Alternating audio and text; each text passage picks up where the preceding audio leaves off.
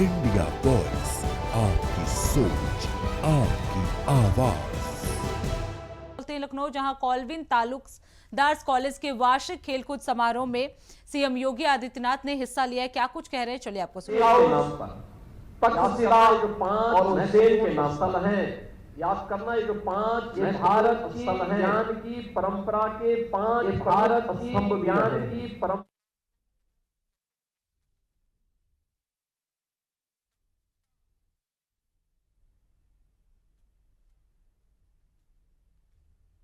तो आपको बता दें, कॉल्विन तालुकदार कॉलेज के वार्षिक खेलकूद समारोह में हिस्सा लेने के लिए सीएम योगी आदित्यनाथ जो है वो पहुंचे हुए हैं। लखनऊ में ये समारोह हो रहा है जिसमें सीएम योगी आदित्यनाथ जो है वो हिस्सा लेने पहुंचे हैं। खेलकूद को बढ़ावा देने के इरादे से ये कार्यक्रम जो है वो आयोजित किया गया है। कॉल्विन तालुकदार कॉलेज के वार्षिक खेलकूद का ये पूरा समारोह विश्व प्रसिद्ध ज्ञान विज्ञान की जो भी धरोहर आज दुनिया के अंदर देखने को मिलती है, जो भी शोध हो रहे हैं, उनकी आधारशिला आज से 2500 वर्ष पहले तक्षशिला विश्वविद्यालय में रखी जा चुकी है। ये वही विश्वविद्यालय है जहां पर संस्कृत व्याकरण के जनक पाणिनि ने जन्म लिया था। ये वही विश्वविद्यालय है जिसने दुनिया को आयुर्वेद का ज्ञान दिया था। ये वही विश्वविद्यालय है जिसने भारत के दर्शन को आगे बढ़ाने का कार्य किया था। और यही विश्वविद्यालय है जिसने जीवक जैसा आचार्य भी, आयुर्वेद का आचार्य भी भारत को दिया। उसके नाम पर भी एक हाउस यहां पर है।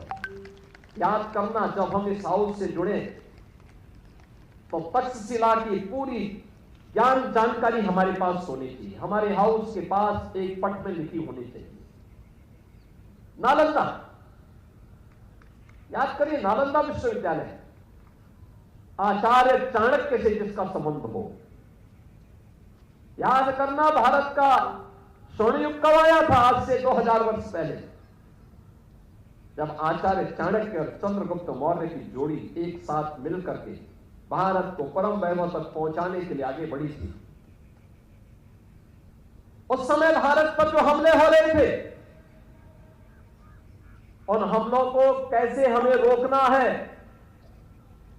उनका जवाब कैसे दिया जाना चाहिए, ये वही आधारशिला बनी थी।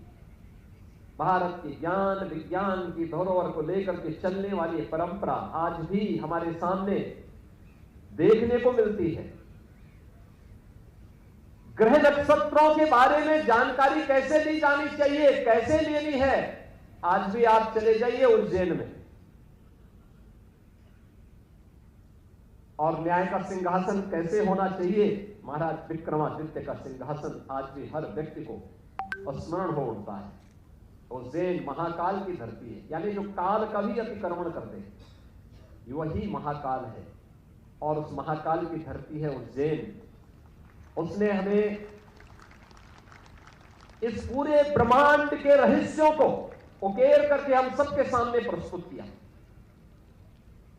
अजंता और सांची, ये भारत की ज्ञान की वे धरोहर है जो अजंता में आज भी हम सबको उनकी गुफाओं के माध्यम से, सांची के स्मारकों के माध्यम से हम सबको भारत की प्राचीनता का एहसास कराता है। और उस विरासत को संजो करके कॉल्विन तालुकदार ने 5 हाउसेज के आधार पर इन छात्रों के संपूर्ण व्यक्तित्व को आगे बढ़ाने के लिए जो कार्यक्रम आगे बढ़ाया है, वह अत्यंत सराहनीय है, अभिनंदनीय है। और यह वर्ष तो आपके लिए इतना भी इसलिए भी महत्वपूर्ण है, 134वीं स्थापना, 134वीं वार्षिक खेलकूद की प्रतियोगिता के साथ आप जुड़ रहे हैं। यह वर्ष देश के लिए अत्यंत महत्वपूर्ण वर्ष है, अनेक उपलब्धियों से जुड़ा हुआ है। 9वें सिख गुरु गुरु तेग बहादुर जी महाराज की 350वीं शहीदी दिवस का वर्ष है। लोक माता अहिल्याबाई होलकर की 300वीं जयंती का कार्यक्रम संपन्न किया है देश ने।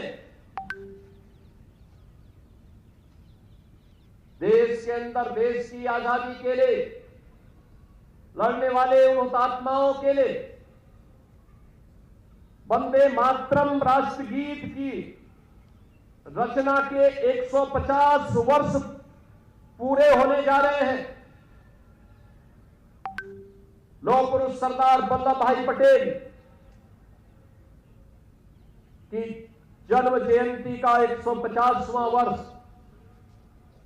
और जनजातीय समाज के मन में देश की स्वाधीनता का भाव पैदा हो, इस भाव को पैदा करने वाले भगवान बिरसा मुंडा की भी 150वीं जयंती के कार्यक्रम के साथ ही स्वतंत्र भारत के संविधान, जिस संविधान ने हमें उत्तर से दक्षिण तक, पूरब से पश्चिम तक एकता के सूत्र में बांध करके भारत को एक भारत के रूप में आगे बढ़ाया है, उस भारत के संविधान के भी 75 वर्ष पूरे हुए हैं। और इस अवसर पर हम सब आज कालमिन तालुकदार की 134वीं वार्षिक खेलकूद प्रतियोगिता के साथ आज हम सब यहां पर जुड़ करके इस कार्यक्रम में इसको बहुत मजबूती के साथ आगे बढ़ाने के लिए यहां पर उत्सुक हैं।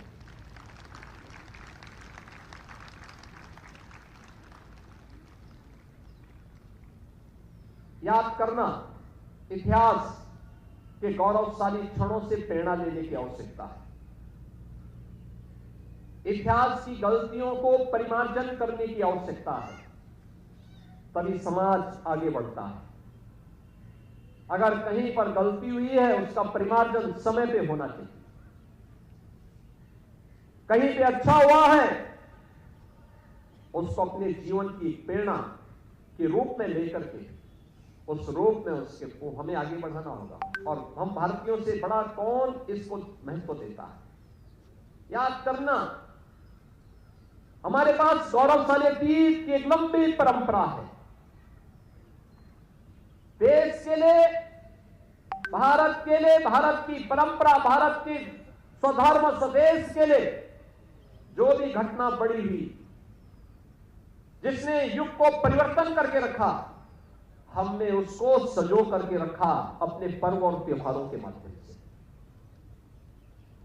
देश के अंदर राजे रजवाड़े थे,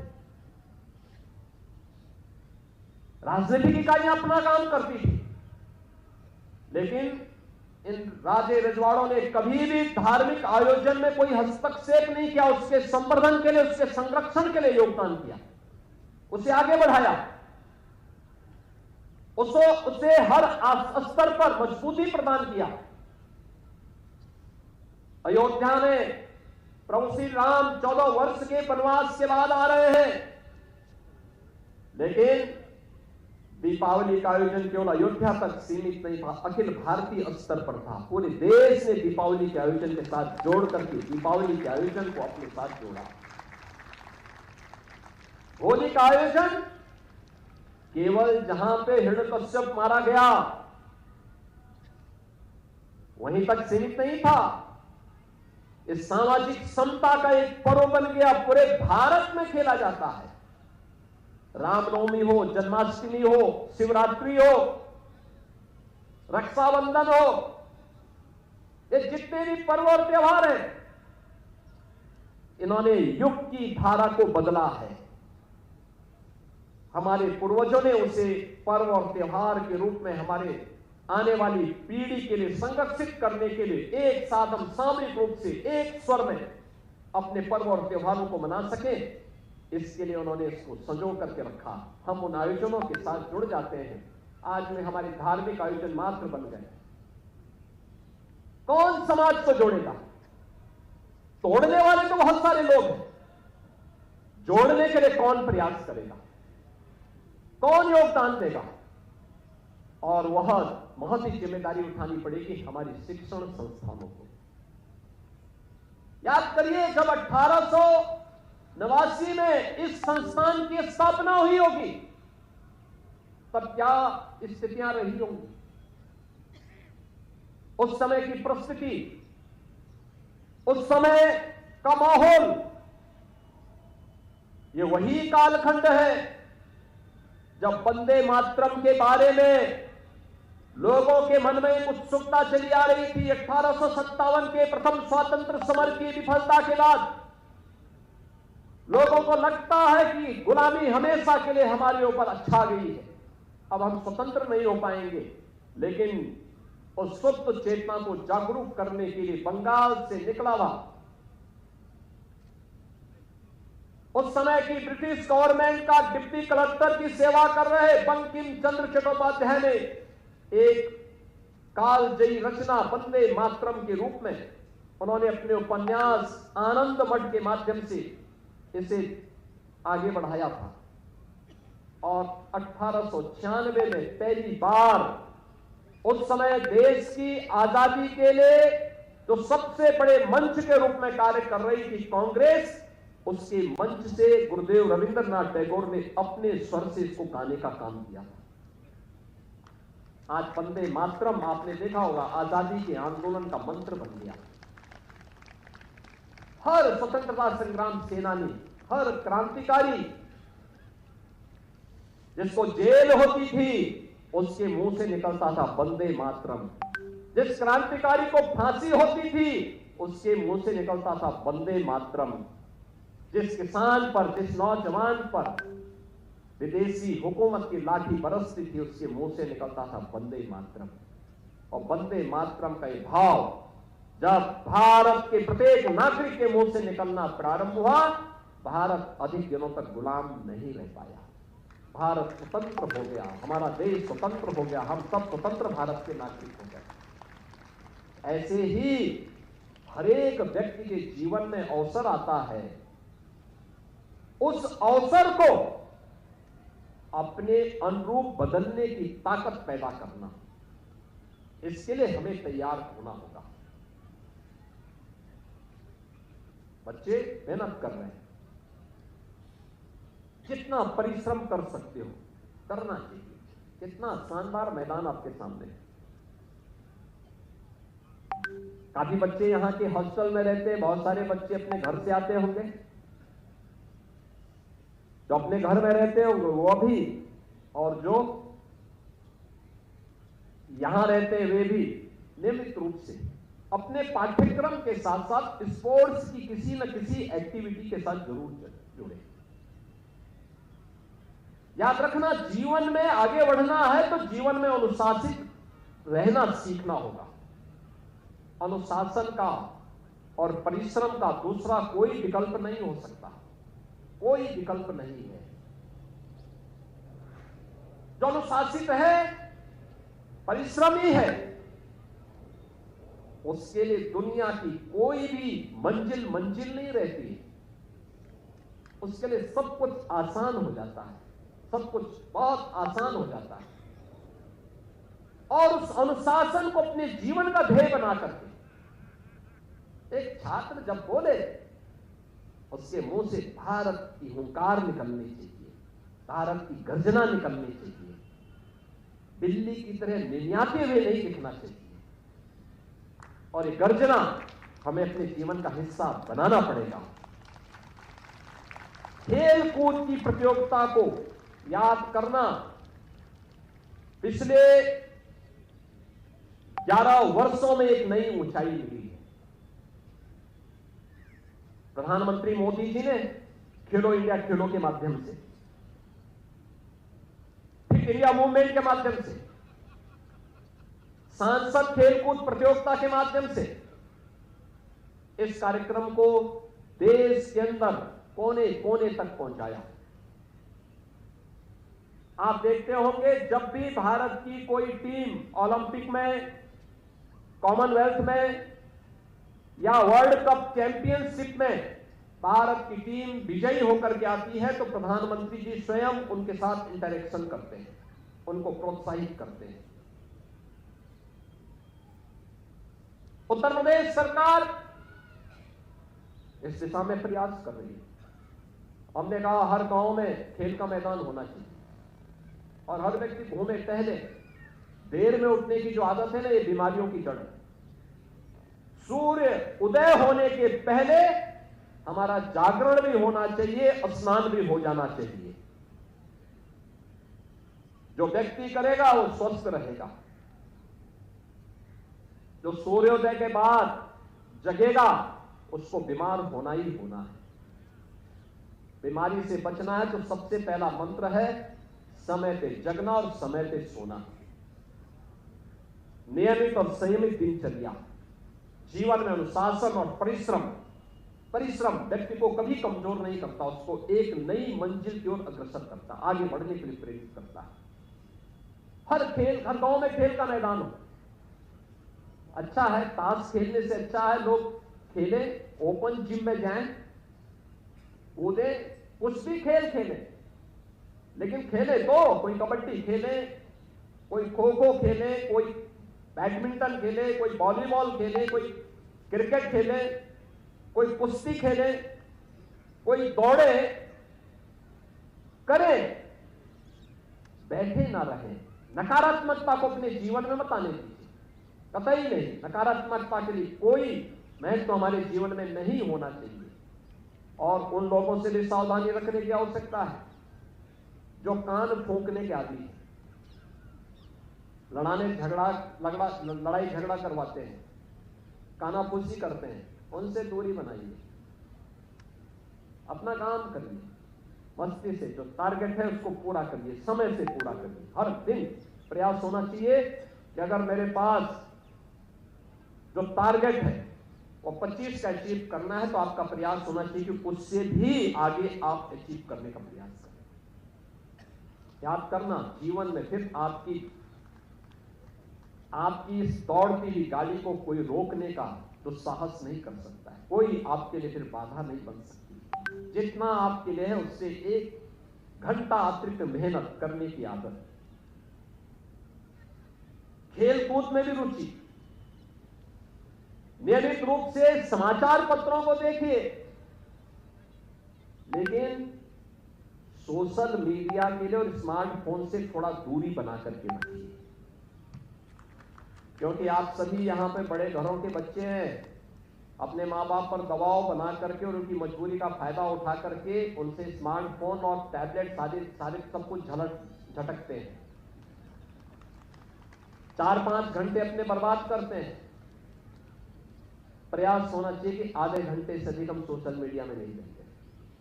संकल्प लीजिए जीवन का, जितना कम समय देंगे, केवल डिजिटल लाइब्रेरी में जाना है, कोई इनोवेशन को देखना है, कोई रिसर्च को देखना है, दुनिया के अंदर किसी नए कार्य की दिशा में आगे बढ़ने के लिए कहां पे क्या हो रहा है इसके बारे में देखना है, वह जानकारी आपके पास होनी चाहिए। लेकिन भाषा का सुधार समाचार पत्रों के माध्यम से, अच्छी पत्रिकाओं के माध्यम से हर भाषा की जानकारी होनी चाहिए।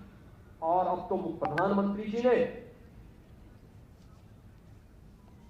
नेशनल एजुकेशन पॉलिसी में यह व्यवस्था की है कि हम 12 डिग्री ले सकते हैं। स्किल डेवलपमेंट का कार्यक्रम साथ साथ चल सकता है।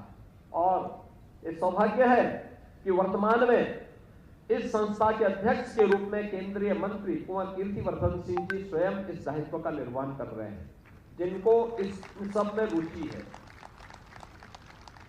कार्य करने की उनकी एक इच्छा शक्ति है। पिछले कुछ समय से जो परिवर्तन यहां पे हुआ है वह आप देखने को मिल रहा है। हम सब इस परिवर्तन के बाहर बने। जीवन में कभी हिम्मत नहीं हारना है। चुनौती आएगी जीवन में, लेकिन जब आप धैर्य के साथ उस चुनौती का मुकाबला करेंगे तो जीत आपकी होगी। छोटी छोटी बातों में अक्सर हम हिम्मत हारते हैं, धैर्य खोते हैं। धैर्य नहीं खोना चाहिए, इसको जीवन का हिस्सा मानना चाहिए। याद करना, जीतेगा वही जो हारेगा। हार से कभी भी प्लान नहीं करना है, हमेशा फिर से उसमें सुधार करना है, और ये सुधार हमें आगे बढ़ने के लिए एक नया मंच देगा। ढेर सारे परिवर्तन हो रहे हैं आज की नई तकनीकी युग में। हम अपने आप को उससे दूर नहीं कर सकते। हमें नई तकनीक अपनानी है, लेकिन हम तकनीक का वाहक बने, तकनीक हमें अपने वाहक के रूप में उपयोग न करें। हम उसका इस्तेमाल अपने अनुरूप, अपने हित में और समाज और देश के हित में करें। आर्टिफिशियल इंटेलिजेंस एक नए युग में आज दुनिया को ले जा रही है। दुनिया को बहुत फास्ट उसने किया है, बहुत फास्ट किया है। इस कार्य को पहले करने में आपको घंटों लगते थे, अब कुछ ही चंद मिनटों का वह कार्य हो गया। इस गति के साथ अपने आप को तैयार करना, अपडेट करना। इंटरनेट ऑफ थिंग्स, जीपीटी, यह आपको एक नए युग में प्रवेश करवा रही है। ड्रोन टेक्नोलॉजी के बारे में आपकी जानकारी होनी चाहिए। रोबोटिक के क्षेत्र में क्या कुछ हो रहा है, ये सब देखो, लेकिन वहीं तक सीमित मत रहो। नियमित रूप से अपनी लाइब्रेरी में जाइए, अपने पौराणिक और ऐतिहासिक पृष्ठभूमि के जुड़े हुए ग्रंथों का भी अवलोकन अपने अवकाश के दिनों में भी करो। समाचार पत्रों का अवलोकन करो, उसके संपादकीय पृष्ठ को भी नियमित रूप से अवलोकन करो। जब कोई समाचार देखते हो तो केवल हेडलाइन ही मत देखो, उसके अंदर क्या है ये भी देखो। कभी कभी होता है हेडलाइन कुछ और होती है और अंदर कुछ और होता है, इसको भी देखो। ये नियमित दिनचर्या का हिस्सा हमारा होना चाहिए, और जितनी भी अच्छी जानकारी ले सकते हो उसको अपनी जानकारी में लाने का और सीखने का एक जज्बा हमारे मन में होना चाहिए। बहुत विशाल दुनिया है, बहुत कुछ सीखने का अवसर हमें देती है, हम बस उसके रूप अपने आप को तैयार करें तो। और मुझे अच्छा लगा कि काल्विन तालुकदार लगातार इस दिशा में प्रयास कर रहा है। आपका ये प्रयास सार्थक सिद्ध होगा। इस अवसर पर हमने कुछ छात्रों को यहाँ पे सम्मानित किया है, और मुझे बहुत अच्छा लगा कि यहाँ पे तक्षशिला हाउस से cock house trophy Ilesh Pratap Singh को, तक्षशिला हाउस से बेस्ट ऑफ टैलेंट एकेडमिक और स्पोर्ट्स का जो प्राइज है और सुश्री प्रांजल त्रिपाठी को, कैरम ट्रॉफी नालंदा हाउस के श्री देवराज सिंह पटेल को, best allrounder girl Nalanda house की सुश्री आयुषी सिंह को, और वॉलीबॉल ट्रॉफी नालंदा हाउस के सार्थक त्रिपाठी को उपलब्ध हुआ है। मैं इन छात्रों के साथ ही उन सभी छात्र छात्राओं को हृदय से बधाई देता हूं जिन्होंने इस पूरी प्रतियोगिता में भाग लिया है, भागीदार बने हैं। उनको ट्रॉफी मिलेगी, उनको उनका पुरस्कार प्राप्त हुआ है।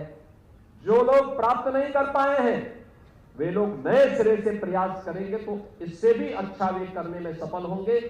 मैं एक बार फिर से आप सबको हृदय से बधाई देता हूं, अपनी शुभकामनाएं देता हूं, और काल्विन तालुकदार को उनके वार्षिक खेलकूद प्रतियोगिता के लिए हृदय से बधाई देते हुए पूरे काल्विन तालुकदार के प्रति अपनी शुभकामनाएं व्यक्त करता हूं। धन्यवाद। जय हिंद। इंडिया वॉइस, आपकी सोच, आपकी आवाज।